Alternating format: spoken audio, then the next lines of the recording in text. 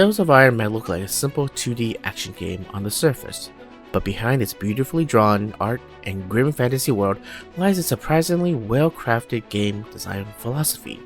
In this video, we're going to explore Tales of Iron through the lens of game design.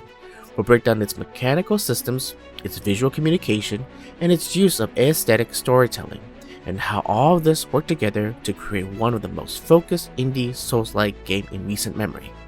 I'm Charles, and welcome back to LateNightGameDev.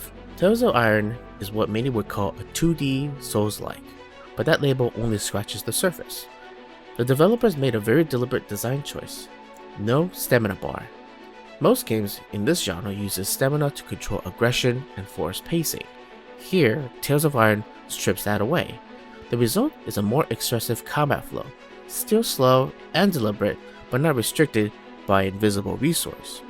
Instead, pacing is controlled by animations and audio and visual cues. The game's into telegraphed attacks, requiring the player to read patterns and respond in real time. This makes combat more readable, but no less brutal.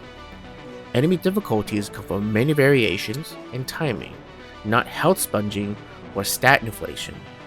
That's good design. Make players feel like they're getting better, not just stronger. Every swing in the game has weight. The animation frame is deliberate. No attack feels spammy. You commit to a move and you either land it or you don't. That's classic fighting game design layered into an RPG wrapper. What's really clever is that the game uses visual feedback to reinforce the outcome. A successful parry attack makes a metallic cling and knocks the enemy back.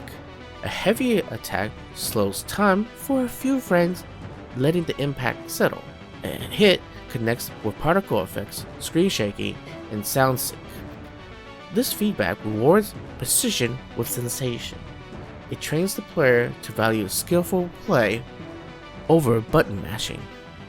One of the smartest things Tales of Iron does is it minimizes intrusive UI. Quests are not dumb syntax. They communicated through illustrated panels, almost like a medieval tapestry. This keeps the player immersed in the game's world without breaking the tone. There's no minimap, no quest markers, and yet it's never confusing. Because the level design is readable, areas look back on themselves, and landmarks are distinct enough to serve as natural signposts. Doug Cockle's narrative gives the world weight. Yes, it sounds cues during gameplay that really stands out, gives the world a more of a rustic, dark, medieval vibe. You can hear the enemy charges coming before you see it.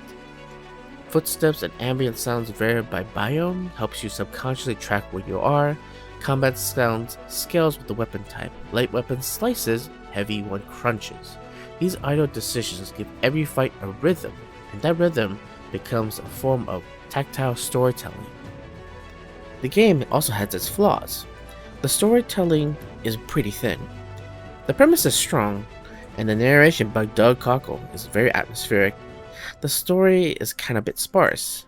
For example, most of the characters don't develop or speak beyond their quest prompts. The world feels like it has lore, but there's little exposition or environmental storytelling beyond the main path. Emotional investment in the protagonist of the kingdom is pretty limited. It is a strong one, but it doesn't have enough emotional stakes or character depth to match its visual presentation. The next issue is that the boss design isn't always balanced. Some bosses feel more like a reaction test rather than a skills test. Small animation windows make it harder to learn patterns at first. Some boss fights rely on a sudden, almost unpredictable change in phases, like the stalkers. Checkpoints in between attempts isn't always generous. Overall, there's a little bit of inconsistency between the bosses, making it sometimes feel unfair rather than difficult. All in all, Tales of Iron gets right is focus. It doesn't try to do everything. It's a game that knows what it wants to be, a handcrafted, challenging, beautifully illustrated experience that respects your time. I enjoyed the game and recommend anyone to play it. If you like this video, please do give it a thumbs up and click on the subscribe button and the notification bell icon so that you will be notified. As always, thank you for watching.